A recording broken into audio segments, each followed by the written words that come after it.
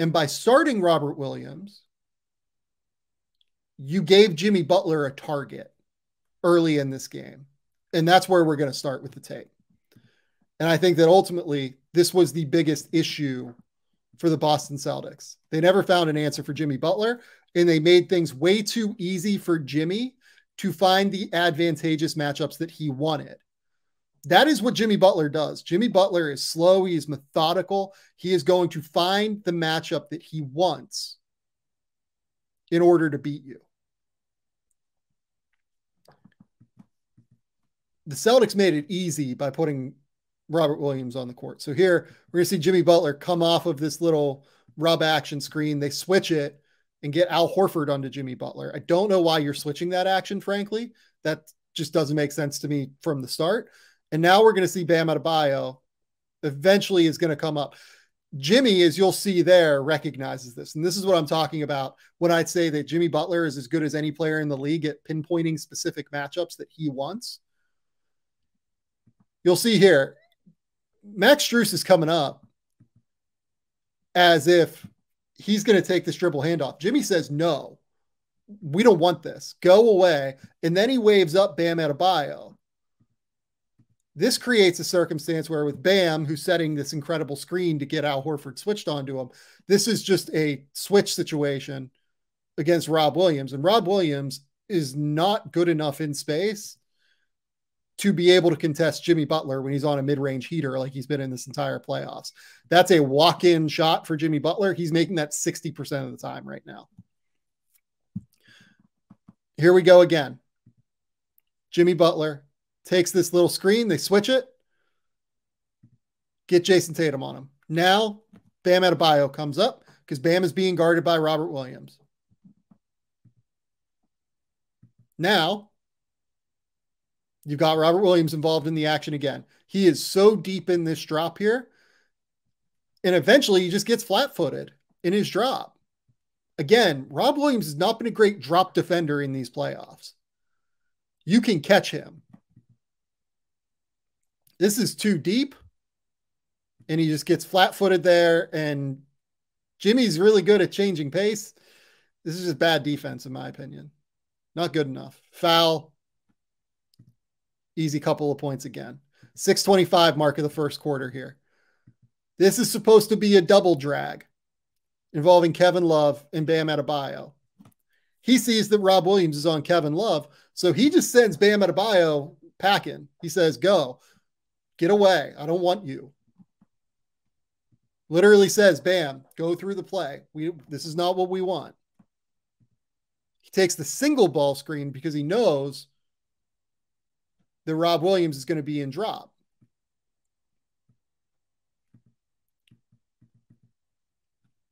I believe that's Malcolm Brogdon on Jimmy here. It's a little bit strange to me that Joe Mazzulla keeps going to Brogdon as like a stopper or like a quote unquote stopper kind of guy against these great players. He did it in the Philly series as well against James Harden.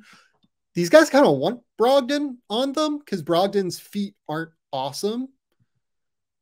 I think Brogdon actually does a pretty good job getting over the top of this screen here. Again, though, Rob Williams is not far enough to actually cut off Jimmy Butler here and drop. I get that he has to actually be in position to be able to get back out and contest that Kevin Love three-pointer. This is a tough gap to cover if you're Rob Williams, but he actually does need to be a foot over here to the left. He doesn't actually stop the drive here at all. Malcolm Brogdon is not recovered back into this play yet, and it just ends up being an easy layup for Jimmy Butler to slither into. Now we're at the 6-minute mark of the first quarter. And again, Jimmy pretends like he's going to reject this screen and then just reverses back. I don't think he ever had any intention of rejecting that screen. I think the whole point in this action is to get Robert Williams isolated onto him as a drop defender again. And that's what happens. He gets Rob Williams isolated onto him again. He strings them out, and there's just no contest. He essentially walks into a mid-range jumper without a contest again. That's basically 8 points now in the first quarter against Rob Williams. This one now in the first quarter again. Rob Williams just picks him up in transition, and Jimmy's just like, okay, this is what I want. I'm just going to go attack. He attacks, gets the easy kick out after the help has to come, because this is help that has to come. I think Jalen is smart here to help. But because he helps, it leads to a wide open Caleb Martin 3. That's like 11 points in this specific matchup here. Now we're going to go to the second quarter with 2 minutes left. They have taken Rob Williams off of the court, which is an intelligent move, in my opinion. Rob Williams did end up playing 26 minutes in this game, but to me, it is not an accident that Rob Williams was a minus 14 in this game and was the worst Boston Celtic defensively, I thought. The one that got exploited most. Here, though, he is not on the court. And this is just the Celtics. They're switching everything now.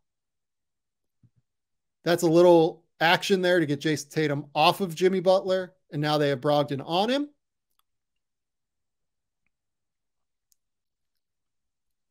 Ball comes back out. You're going to see a few more screening actions. And eventually, Jimmy just back cuts Malcolm Brogdon, who is ball watching again. Just watch Jimmy Butler. He's just methodically, slowly spacing. Bam comes up, sets this screen. He sees Malcolm Brogdon ball watching. Jimmy Butler's off-ball movement is just absolutely elite. There's no way to slow him down as an off-ball mover. He's constantly moving, constantly working, constantly trying to find little matchups he wants, little advantages, every single thing. This one now, 3:55 of the third. Jimmy Butler has Jason Tatum on him, and they run a little action here, and the Celtics switch it. Celtics switch it to get Derek White on him. He turns the corner on Derek White. Easy little mid-range floater. Again, here you're going to see a small exchange there. After Jason Tatum is guarding Kyle Lowry, they just call out a switch. This is too easy of a switch. Jimmy Butler wants Derek White on him right now. He eventually just kind of goes between the legs, puts him to sleep, gets the foul on Derek White. Derek White's probably not quite strong enough to deal with Jimmy. I think they're going to need White in this series, though, in general. I think that their best lineups probably involve him if he can be good enough to stick.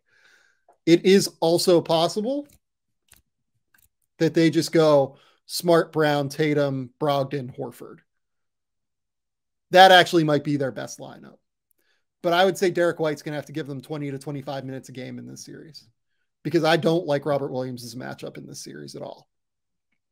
Here, again, they switch to get Peyton Pritchard locked on to Jimmy Butler. I mean, Peyton Pritchard's feisty and he tries very hard. You can't expect Peyton Pritchard to hold up against Jimmy here. Al Horford recognizes it for what it's worth. He sees it for what it is. Again, though, you're putting Malcolm Brogdon here into a 2-on-1 circumstance because of the double that has to come from Al Horford.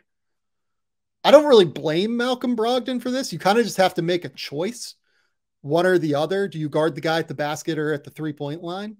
He does a good job cutting off the angle to Cody Zeller here. The problem is that it then leaves Caleb Martin wide open. You'd like Derek White just to make that full rotation there, in my opinion. Force the reversal back up. Hope that Jason Tatum can get back up to Max Strus.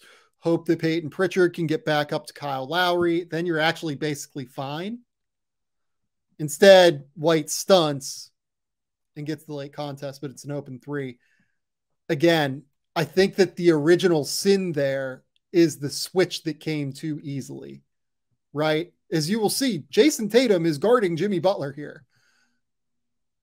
There isn't really an actual screening action that is that strong there. Kyle Lowry's physical and he's tough for a guard and he has a low center of gravity. I think Jason kind of just needs to fight through that at the end of the day. And the end result at the 1 minute mark of the third quarter is you put Malcolm Brogdon into this tough 2-on-1, and it leads to a Caleb Martin 3. 7-minute mark of the fourth quarter. Again, switch comes too easily. This is the matchup that Jimmy wants. He's having Smalls set screens. He gets Derek White,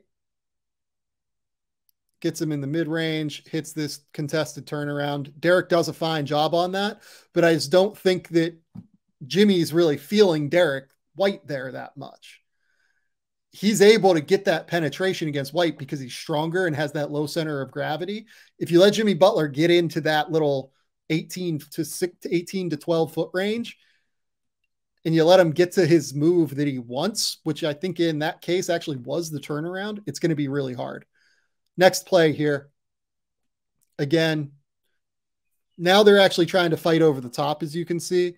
This ends up just being a peel switch where Jalen gets back over to Gabe Vincent here.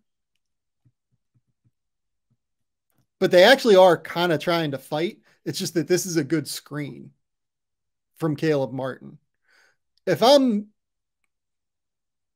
Boston here, I think that I do want Malcolm to like play a little bit more aggressively at the ball there and hope that Jalen can recover and then have Brogdon recover back to Gabe Vincent. If Gabe Vincent's going to beat me, that's fine. I'm not letting Jimmy Butler beat me by getting the matchup that he wants.